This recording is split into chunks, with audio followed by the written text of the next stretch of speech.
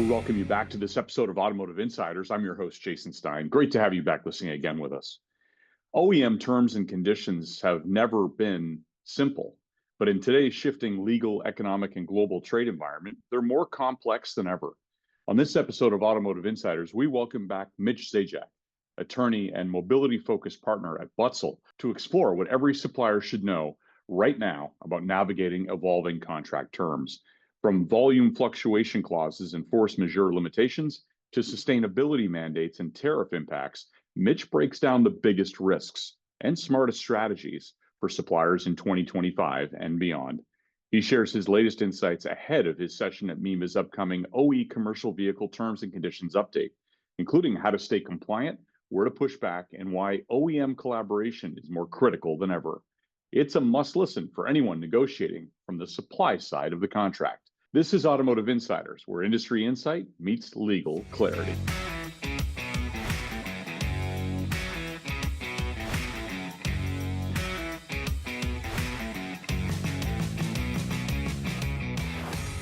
Mitch, it's great to have you back on the program. Welcome back to Automotive Insiders. Yeah, thanks, Jason. Always love being here. Glad to be back. Yeah, great to be with you. You know, OEM terms and conditions constantly evolving. That's not new. But in the current landscape, there's a lot that's new, Mitch. Tell me a little bit about what suppliers should be aware of in current days, dealing with current days issues. Yeah, absolutely. I mean, you're exactly right. You know, dealing with terms and conditions is not something new that we've always been counseling clients and suppliers to be on the lookout for. But as we're going through different industry issues, you know, dealing with tariffs, dealing with changing demands and changing projections for volumes as the program kind of portfolios have changed for OEM customers, you know, being mindful of all of those different risks that are important in decision making, risk of a firm price and what might happen as a program get extended, risks of the fluctuating volume, risks of changes in policy that affect the overall cost structure of your business model. These are all things that you know, we don't necessarily have control over as suppliers, but we're stuck to deal with in the contracts that we enter into with our OEM customers. Well, and you're dealing with so much right now. Give me some updates, I guess, on force majeure clauses, maybe volume fluctuation provisions that you're dealing with. Yeah, absolutely. You know, with the onset of tariffs, you know, this kind of unforeseen event is the general definition, if you will, of force majeure or impracticability under the UCC. And a lot of clients have had questions of, well, can this be considered a force majeure event? And you know, the unfortunate state of the law, especially in Michigan, is generally speaking, you know, cost increases themselves are not enough to trigger a force majeure clause. So we have to look to the specific contract language to see if there are terms that envision tariffs or increases because of government policy changes, things of that nature, in a very narrow kind of set of circumstances to see if force majeure can apply. You know, looking at volume fluctuations, there's a lot of developments in Michigan case law from the recent KMAX case between KMAX and Stellantis, different evolving kind of differences, if you will, between the federal courts and the state courts on how to deal with fixed quantity or requirements or imprecise quantity contracts, kind of looking at those different issues. And these are all either options that clients may have to you know, seek a point of leverage in negotiating with their OEM customers, or it might be the signpost that even though the volumes have reduced, you know, you agreed to this requirements contract, and you know, you agreed that these were just projections in the onset, and so finding ways to, you know, collaborate outside of the contract certainly is going to be necessary to ensure, you know, continued operation, continued commercial involvement with your OEM customers if you're stuck in a contract that's not so favorable. So many implications for all the changes that are going on, Mitch. What about the ones that affect small to medium-sized businesses? What's your advice there?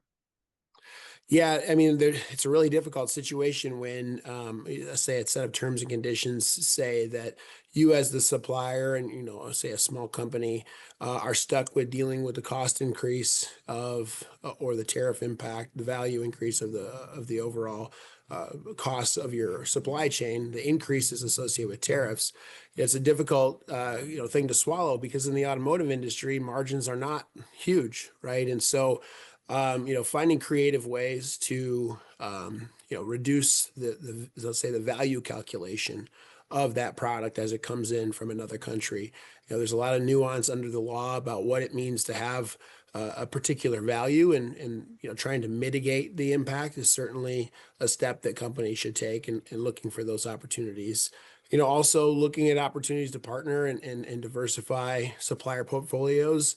Obviously the OEMs are going to have an involvement in that process with PPAP approval and approval of some sort of change of supply chain. But the OEMs we've seen have been willing to have discussions that are creative solutions. And so I think having that kind of outside the box thinking, if you will, on new supply chain opportunities is important. And then being open and collaborative with your customer, because ultimately the customer does want to continue to supply vehicles, which means they need you perhaps as the supplier of that commodity or that product. And so it's always going to be worth that conversation. What's your best advice to suppliers in negotiating to the or adapting to the evolving terms?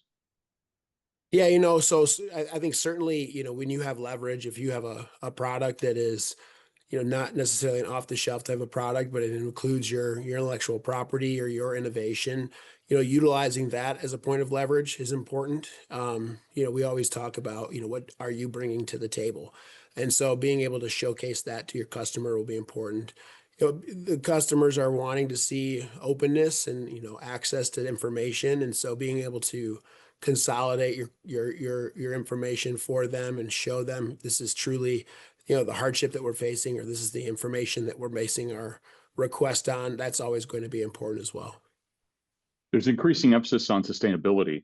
We've talked about that a lot on this program. How are OEMs incorporating those sustainability requirements into supplier contracts? Yeah, so most all of the OEM terms and conditions have some sort of sustainability aspect. They don't all, have a nice bright green category that says this is our sustainability category, but those terms are incorporated throughout, whether that's kind of on the social sustainability issues like no forced labor and ensuring compliance with laws for those types of employment related issues, but also in terms of supply chain tracking and conflict mineral tracking. They have started to outline different ideal procedures that are specific to those OEMs. I think the struggle that suppliers are facing is the kind of your miles may vary between each OEM.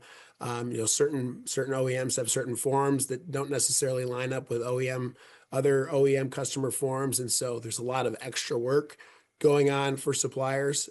So we've seen a lot of attempted collaboration.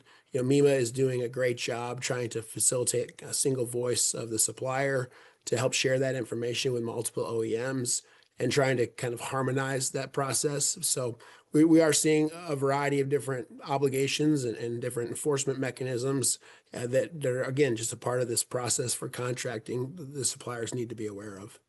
And what strategies would you advise suppliers use to effectively manage and maybe comply with some of these sustainability requirements?